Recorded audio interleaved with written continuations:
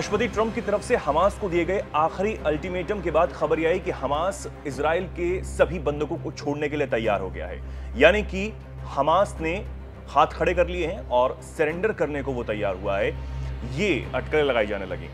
तमाम जो नेता हैं उन्होंने इस बात का स्वागत किया और कहा कि हमास को अब इससे पीछे नहीं हटना चाहिए और तुरंत बंधकों की रिहाई कर देनी चाहिए ताकि इस क्षेत्र में शांति स्थापित हो सके, गाजा का भविष्य तय हो सके।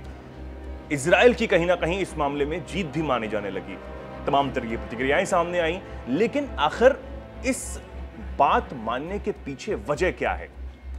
हमास क्यों मजबूर हुआ ट्रंप की बात मानने के लिए? क्या कतर इसकी सबसे बड़ी वजह है? क्योंकि कतर पर जो हमला किया गया था इजराइल की तरफ से, उसके बाद कहीं ना कहीं चीजें बहुत ज्यादा पलटी हैं। क्या वो अमेरिका और इजराइल की मिली भगत थी कि कतर को दबाओ और हमास को झुकाओ?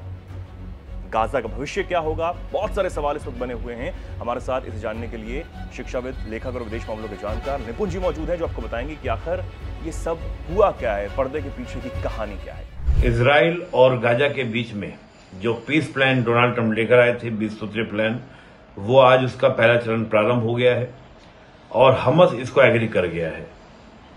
सबसे बड़ी बात यह है कि हमास आखिर एग्री कर क्यों गया? देखिए, मुझे ऐसा लगता है कि कहीं ना कहीं जो कहानी बदली वो केवल एक हमले से बदली और वो था कतर पर हमला। हमास को जो सहायता मिल रही थी वो 3 देशों से, मुख्यतः ईरान को पहले इजराइल साइंस बिठा चुका था। कतर की ओर से मदद मिल रही थी। कतर के ऊपर अटैक कर इजराइल ने साबित कर दिया कि तुम भी हमारे हमलों से दूर नहीं हो। और अगला नंबर टर्की का था। तो ऐसे में इस्लामिक देशों ने बैठकर मीटिंग की और फिर अमेरिका डोनाल्ड ट्रंप से जाके मिले। पीस प्लान में क्या है? पीस प्लान में यह है कि जितने बंधक हैं उनको छोड़ा जाएगा, चाहे वो जिंदा है या मरे हुए हैं, पहली कंडीशन। दूसरी कंडीशन ये थी कि हमास को डीवेपनाइजेशन किया जाएगा और ये बात, दोनों बातें मान ली गई है जिन पर वोट शुरू हुआ था 7 अक्टूबर 2023 के बाद से। ये तक कहा जा रहा है फिलिस्तीन के जो प्रेसिडेंट हैं कि अब वहां पर हमास रूल नहीं करेगा, हमास संगठन पूरा खत्म हो जाएगा। गाजा में जो रूल करेगा वो कोई और ही संगठन करेगा, चाहे वो वेस्ट बैंक में जिसकी सरकार अल फतह की वह करे या कोई और करे। तो मेन बात यह है कि इजराइल का जो प्राइमरी टारगेट था पूरा हुआ। अब फ्यूचर क्या है गाजा का? देखिए, गाजा का मुझे ऐसा लगता है कि पूर्ण रूप से इजराइल जो है गाजा को छोड़ने वाला नहीं है, क्योंकि ये बहुत ही स्पष्ट बात उसमें लिखी नहीं गई है। उसमें ये कहा गया है कि इजराइल अपने अटैक्स को रोकेगा और वहां पर क्या करेगा, शांति की स्थापना करने में मदद करेगा। तो बहुत से बातें, बहुत ही कंफ्यूजन वाली बातें भी हैं। तो ये बात निश्चित है कि गाजा से अपनी फोर्स को हटाने वाला इजराइल नहीं है। मैं मान के चल रहा हूं ये वैसी स्थिति बना देगा जैसे वेस्ट बैंक में बनाई हुई है कंट्रोल।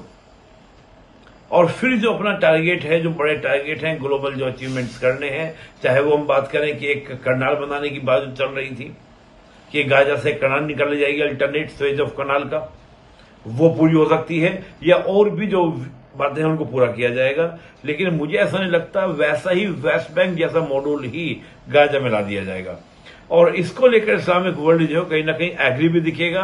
भले ही आज पाकिस्तान कह रहा है कि नहीं वो प्लान नहीं था, जो भी कुछ कहें, लेकिन वो एग्री दिखाई देंगे क्योंकि they don't have any choice कि वो अमेरिका से मुकाबला कर लें या अमेरिका के सामने खड़े हो जाएं। अमेरिका ने जो प्लान रख दिया उसको मानना ही होगा। यही उनकी सिक्योरिटी की भी गारंटी है।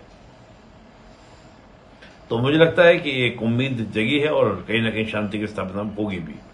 तो जिस तरीके से बंधकों की रिहाई के लिए हमास माना है और माना यह जा रहा है कि गाजा का भविष्य अब तय हो पाएगा, गाजा में शांति स्थापित हो पाएगी।